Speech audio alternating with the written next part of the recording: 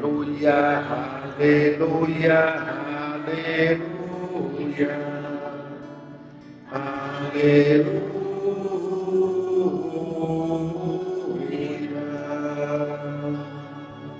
O Senhor esteja convosco.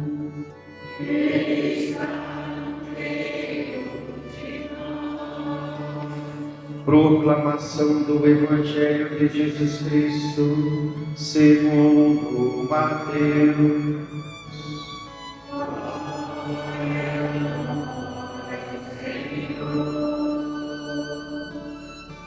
Naquele tempo, disse Jesus aos seus discípulos: ouvistes o que foi dito, não cometerás adultério. Eu, porém, vos digo: todo aquele que olhar para uma mulher com o desejo de possuí-la, já cometeu adultério com ela no seu coração. Se o teu olho direito é para ti ocasião de pecado, arranca-o e joga-o para longe de ti.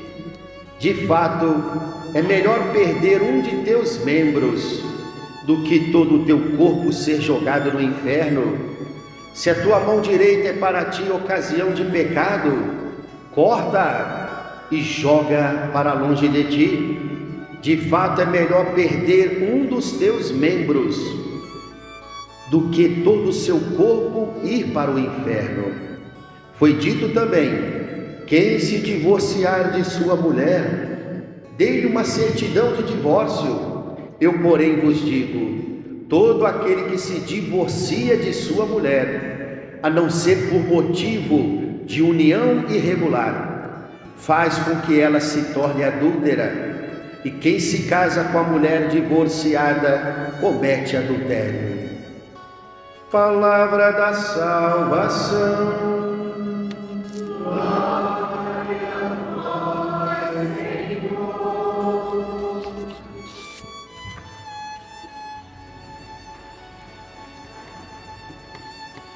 Santo Antônio de Pádua ou Santo Antônio de Lisboa?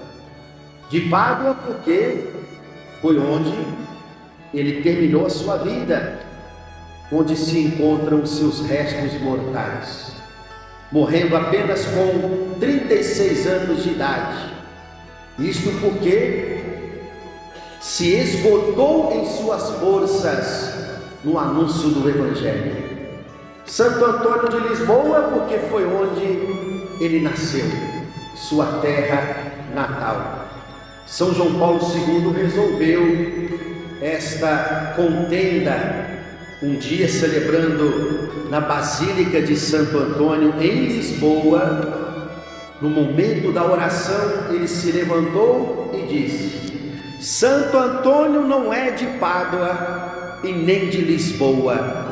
Ele é do céu e por isso é de todos. Os santos é patrimônio da igreja, de todos os fiéis católicos. É patrimônio para a humanidade inteira, porque um santo eleva um pouco mais este mundo para Deus. Ao longo dos séculos, a devoção popular acabou dando a Santo Antônio uma fama que não deveria ser a mais importante, de santo casamenteiro. É claro, ele pode dar uma ajuda sim, pode recorrer a ele também nesta causa, mas não é esta fama que ele merecia ter. O que Santo Antônio fazia em sua época era conseguir doações em dinheiro daqueles que tinham mais condições de ajudar, as noivas pobres que não tinham como pagar os dotes para a família dos noivos, a fim de se casarem, porque naquela época era esta tradição. A noiva tinha que pagar um dote para a família do noivo. Assim poderia acontecer o casamento. E Santo Antônio via a aflição daquelas noivas pobres que queriam se casar, mas não tinham como pagar o dote do casamento, que era uma certa quantia em dinheiro, e ele andava por toda parte recolhendo doações para pagar esses dotes e casar estas noivas. A fama que na verdade Santo Antônio merece, com louvor, é a de insigne pregador do Evangelho. E sem dúvida, depois do apóstolo São Paulo, Santo Antônio é considerado o maior pregador do Evangelho e da Palavra de Deus, ao longo da história da igreja. Quem o conheceu de perto dizia: se queimarem todas as Bíblias do mundo inteiro, peça a Santo Antônio e ele a escreverá de novo. Porque Santo Antônio tinha a Sagrada Escritura inteira na sua cabeça e no seu coração, de tanto meditar a palavra de Deus.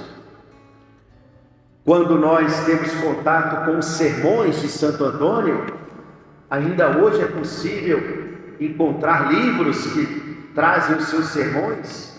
Todos eles são inteiramente repletos de citações bíblicas, de citações da Sagrada Escritura. Isso mostra o quanto ele amava a palavra de Deus. Na sua ladainha, que vamos rezar daqui a pouco, ele é invocado como a Arca da Aliança. No Antigo Testamento, dentro da Arca da Aliança estava a Torá, os 5 primeiros livros da Sagrada Escritura, que contém toda a lei de Moisés. Um grande sinal de que Santo Antônio merece mesmo este título, insigne pregador da palavra de Deus, é a sua língua e suas cordas vocais, que estão intactas na basílica que tem o seu nome em Pádua, onde também se encontram seus restos mortais. Os médicos que analisaram a língua e as cordas vocais de Santo Antônio disseram que é uma língua e cordas vocais de alguém que ainda está vivo. Como pode, né? Tamanho milagre. Um grande milagre que Deus quis deixar para a igreja, a fim de validar a fama de Santo Antônio de grande pregador e anunciador do Evangelho. Agora, queridos irmãos e irmãs, para quem conhece um pouco a vida deste grande santo, sabemos que esta sua missão de pregar o Evangelho não se deu de forma imediata na sua vida. Primeiro, Santo Antônio, que era chamado ainda pelo seu nome de batismo, qual era? Ferdinando, na nossa língua, Fernando. Ele entrou para o convento dos cônegos regulares agostinianos, a Ordem da Santa Cruz. E ali ele estudou filosofia, teologia e viveu o começo da sua vida religiosa imerso no recolhimento, na oração, na penitência, até que um dia, passando pelo seu mosteiro em Coimbra, onde ele vivia a sua vida religiosa de forma tão cômoda, tão tranquila, mas se tem uma coisa que Deus gosta de fazer na nossa vida, é nos tirar de nossos comodismos, é nos inquietar com o seu chamado. E ele viu, Santo Antônio viu passar pela hospedaria do seu mosteiro 4 frades menores da Ordem de São Francisco. Perguntou para eles: para onde vocês estão indo? E eles falaram cheios de alegria, hein? A alegria de Francisco. nós estamos indo pregar o Evangelho a fim de converter os turcos muçulmanos. E lá nós derramaremos o nosso sangue por Jesus e pelo seu Evangelho. Porque era um risco certo de sofrer um martírio e pregar o Evangelho em terras muçulmanas, como é ainda hoje.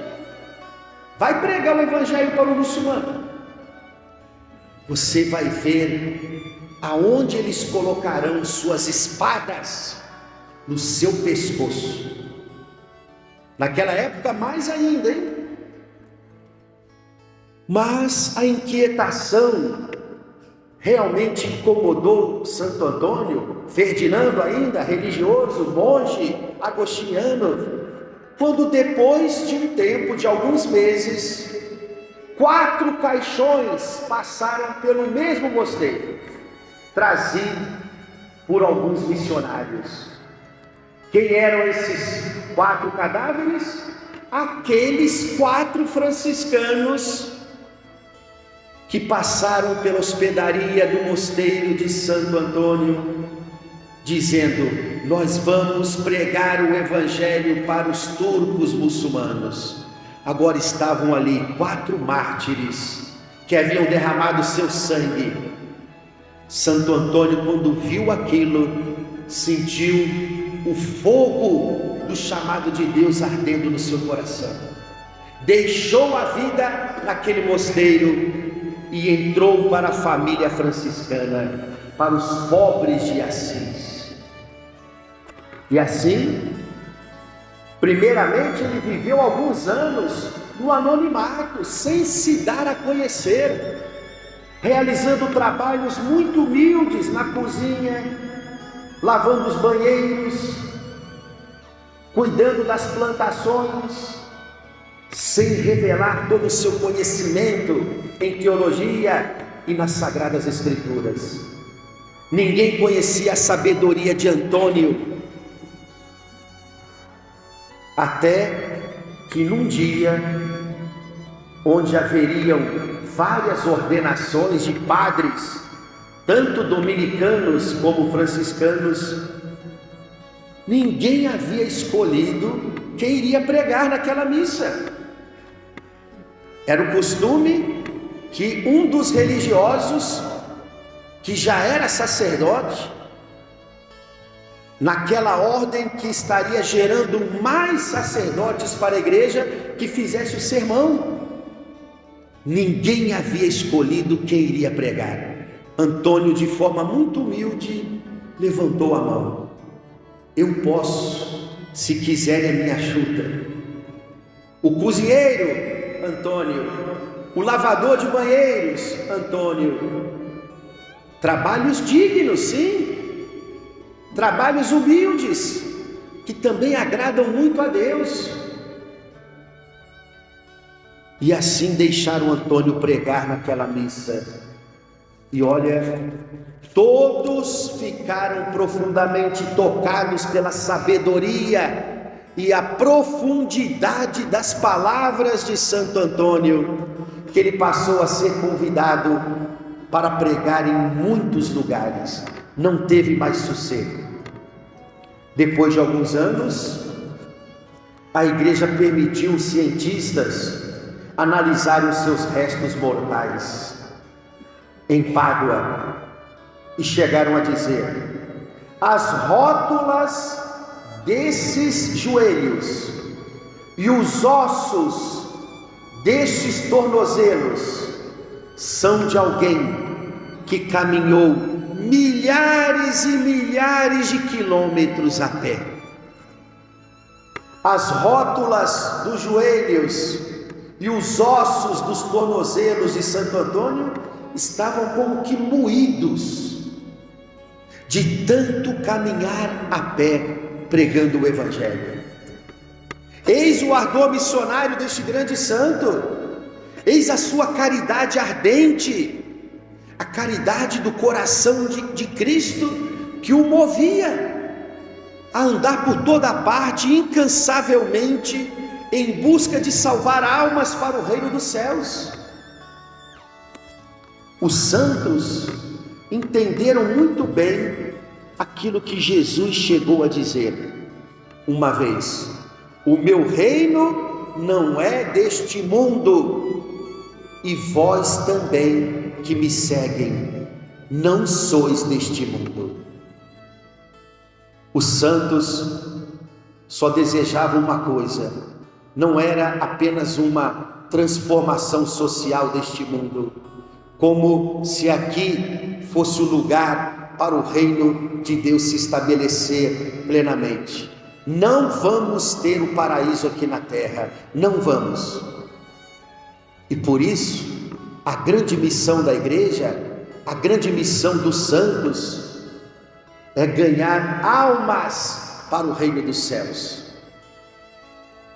Não é à toa que Jesus foi tão radical no evangelho de hoje, quando ele fala da dignidade do matrimônio e a seriedade que é o pecado do adultério, porque o adultério é sempre uma grande ameaça para se destruir o maior bem que o ser humano pode deixar aqui na terra: a família, que brota de um casamento que deve ser vivido na fidelidade exclusiva um para com o outro, a esposa para com o esposo para com a esposa, e gerando os filhos, formam o maior bem que a sociedade possui, a família.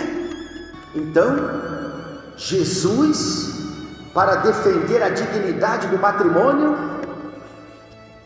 ele vai dizer aqui: se o teu olho direito te leva a pecar, se a tua mão direita te leva a pecar, arranca-os, jogue-os fora, porque é melhor entrar no reino dos céus faltando um destes membros do seu corpo, do que tendo todos eles irem parar no fogo do inferno.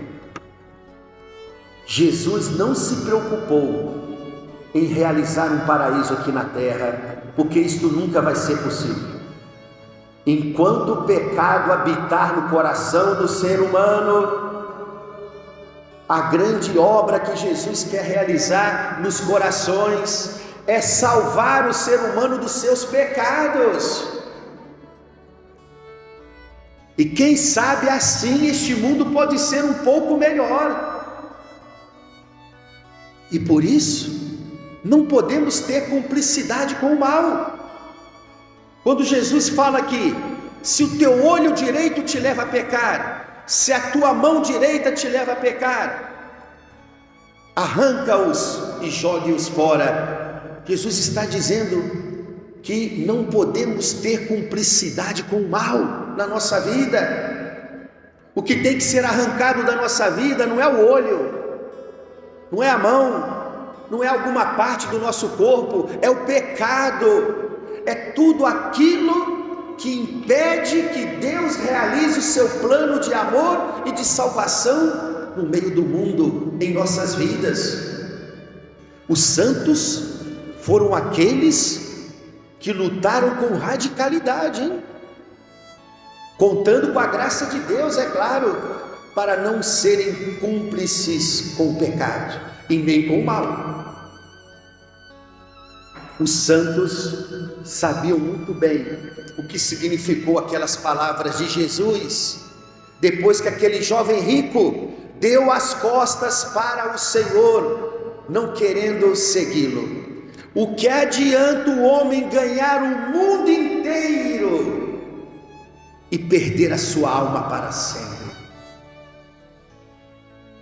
Então, eis o porquê Santo Antônio foi capaz de gastar não apenas seus joelhos, não apenas os seus tornozelos, mas foi capaz de gastar sua vida inteira.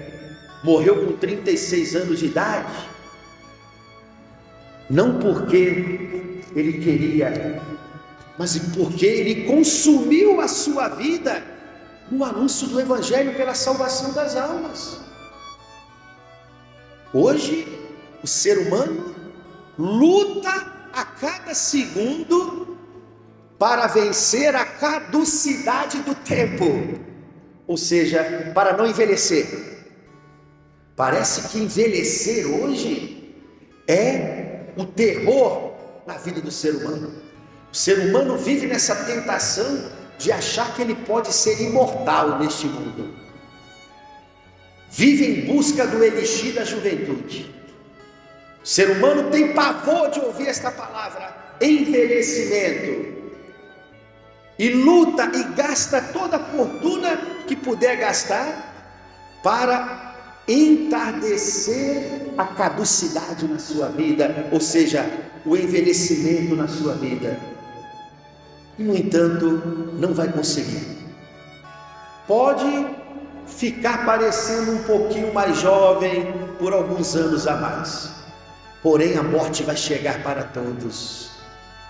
Os santos mostram para nós o que é que faz valer a pena gastar a nossa vida neste mundo. O que faz valer a pena gastarmos a nossa vida neste mundo é nos doarmos pelo reino de Deus, pela salvação de nossos irmãos. Olhando para a vida deste santo tão jovem, né, que morre com 36 anos de idade. Quem aqui tem mais de 36 anos de idade, levanta a mão. A maioria já tem mais de 70. Então vem essa pergunta no nosso coração, essa pergunta que urge dentro de nós por uma resposta generosa. Eu estou gastando a minha vida neste mundo por aquilo que vale a pena? Por coisas que valem a pena mesmo? E o que é que mais vale a pena neste mundo do que servir a Deus e gastar a nossa vida pelo bem de nossos irmãos? Que Santo Antônio nos ajude e que ninguém use essa desculpa. Mas eu não sei pregar o Evangelho como o Santo Antônio não sabia pregar. E aqui eu cito uma de suas frases célebres dos seus sermões: calem-se as palavras e que gritem as obras. Santo Antônio, ele que converteu milhares de pessoas pela pregação da palavra de Deus, mas está dizendo para todos nós aquilo que deve ser o cristão: calem-se as palavras e que gritem as obras da fé. A nossa vida tem que ser um anúncio do Evangelho, como foi a vida dos santos. Louvado seja o nosso Senhor Jesus Cristo.